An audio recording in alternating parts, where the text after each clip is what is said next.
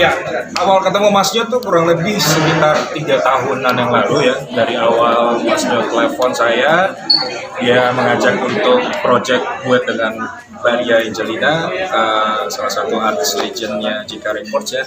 Itu buat saya ditawarin itu aja udah alhamdulillah ya, karena buat saya adalah karya itu harus terus berjalan dan saya juga orangnya ngikut dan ngalir aja. Jadi ya alhamdulillah dipercayakan untuk project dengan Maria, akhirnya berlanjut untuk dibuatkan satu album.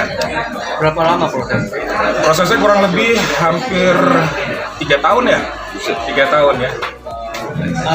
Musisi yang ikut andil dia sendiri. Ya, musisi yang terlibat itu jadi lagu Satu Hari Sempurna ini liriknya saya ciptakan, musik awal pianonya dibuat oleh Bung Karno ya. Terus juga Mas No juga terlibat. Jadi kita bertiga workshop pada saat itu, akhirnya kurang hampir sebulanan ya kita workshop untuk lagu Satu Hari Sempurna ini. Dan di luar dari Mas Nyo, Mas Bung dan saya, ada juga pencipta lagu Adrian Warau. Dia juga kakak senior saya di dunia musik ya. Dan juga ada 2 lagu keluaran JK Records yang saya recycle ulang, dan ada duet dengan legend juga JK Records yaitu Maria Angelina. Oke, ini kan selama ini lo merecycle lagu-lagu lama, lagu-lagu apa makna ketika akhirnya lo bisa pecah album dengan lagu-lagu baru, lagu sendiri. Nah itulah makanya tadi gue emosional banget karena kayak apa ya, kayak pecah telur aja gitu ya, akhirnya bisa nyanyi lagu sendiri gitu kan ya. Selama ini kan ya kita penyanyi pasti kalau ngamen dimanapun saya selalu bawain lagu-lagu orang ya. Dan karya-karya saya yang lama pun juga saya membawakan lagu-lagu orang. Nah, ini momen yang sangat luar biasa, jadi bisa dibilang juga ini adalah momen Satu Hari Sempurna saya, akhirnya saya bisa nyanyi dengan karya saya sendiri dan musisi-musisi lain. Tapi ada tantangan sendiri gak sih lo sendiri nyanyi lagu yang selama ini orang kenal pasti kan ya? Ketika lo nyanyi orang pasti ikutan nyanyi. Ketika lo akhirnya nyanyi lagu baru kan orang belum banyak yang kenal. Nah itu ada tantangan tersendiri nggak buat lo? Ini dia tantangannya, kita lihat ke depannya gimana. Yang jelas sih saya orangnya sangat ngalir aja Mas ya. Semua itu pasti punya proses. Jadi saya adalah orang yang sangat menghargai sebuah proses. Niat saya baik di sini, saya tulus berkarya. Kalaupun ini menjadi berkat dan ini menjadi hal yang bisa diterima oleh pendengar cinta musik Indonesia, saya hanya bisa bersyukur alhamdulillah. Selebihnya saya serahkan sama Tuhan. Tapi lo sendiri yakin sih bisa bersaing di industri yang mungkin penyanyi mulai banyak gitu ya? Jujur Mas, yang penting saya masih bisa menghidupi keluarga saya, menghidupi mama saya, dan saya bisa terus membuat karya. Saya tidak mencari popularitas di sini, saya hanya pure untuk berkarya. Saya tidak pernah ingin mempunyai pikiran-pikiran yang lain, saya hanya ingin berpositif thinking ke depannya. Jadi biarkanlah ini semua menjadi apa yang saya jalani ke depannya. Yang menarik ini 30 tahun sama orang tua. Terus tadi menyanyi pun sempat menangis. Seperti apa? Kalau kayak begini emang saya seperti apa mungkin? Ya itu dia. Jadi selain ini adalah sebuah lagu yang baru ya, saya cuma teringat aja dengan pencapaian dan maksudnya doa-doa saya yang saya panjatkan, keyakinan saya, akhirnya Tuhan baru memberikan kesempatan saya dan bertemu langsung dengan Papa pada saat kemarin. Itu udah merupakan hadiah terindah dalam hidup saya. Memang ini bukan akhir dari segalanya, tapi kedepannya kita nggak pernah tahu ya apa yang akan terjadi. Tapi sejauh ini semuanya baik-baik saja. Saya bertemu dengan Papa saya juga, alhamdulillah itu di luar dari ekspektasi saya. Papa saya pun juga ketemu sama mama saya, akhirnya bisa saling silaturahmi lagi. Itu udah merupakan hadiah terindah buat saya. Kenapa Mas? Papa datang Kemarin hari ini? Oh enggak, beliau nggak bisa hadir. Memang beliau tidak tinggal di sini, beliau tinggal di luar. Tapi kita masih tetap keep in touch. Tapi kemarin pas video klipnya udah rilis di YouTube, saya report ke Papa, Pak, ini kado buat Papa nih. Alhamdulillah akhirnya saya setelah sekian lama vakum, saya bisa launching lagi single terbaru dan akan menjadi sebuah album. Akhirnya Papa bilang, wah, proud of you, terima kasih katanya, lagunya bagus katanya.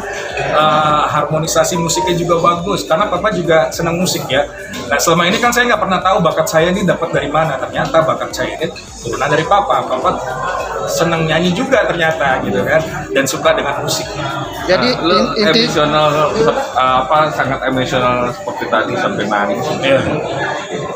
Lu nyanyi dari dalam hati untuk berdoa untuk Mungkin lu ada kata-kata atau mungkin ada hal yang mungkin membuat lo jadinya begitu emosional dan begitu akhirnya haru gitu kan. Ada kata-kata atau Ya, ada hal yang ini yang saya catat ya. Saya selalu mungkin bisa dirangkum semuanya bahwa lagu ini benang merahnya adalah jika suatu hari nanti salah satu dari mimpimu terjawab sehingga menjadi kenyataan, maka bersyukurlah dan nikmati momen satu hari sempurna. Itu tagline-nya sih.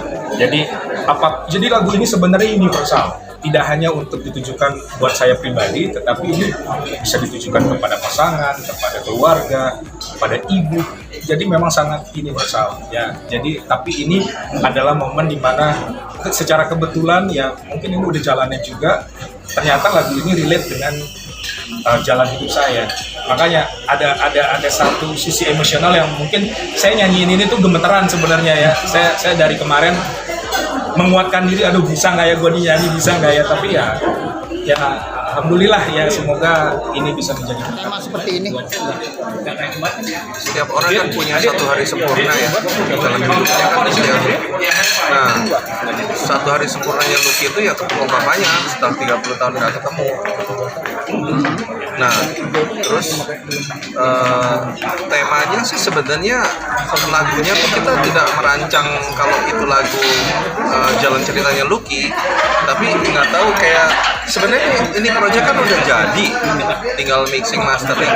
Cuman kita belum ketemu waktunya yang tepat buat ngerilis gitu. Pas kebetulan dapat berita kalau Lucky baru ketemu papanya yang sejak 30 tahun lalu nggak pernah ketemu.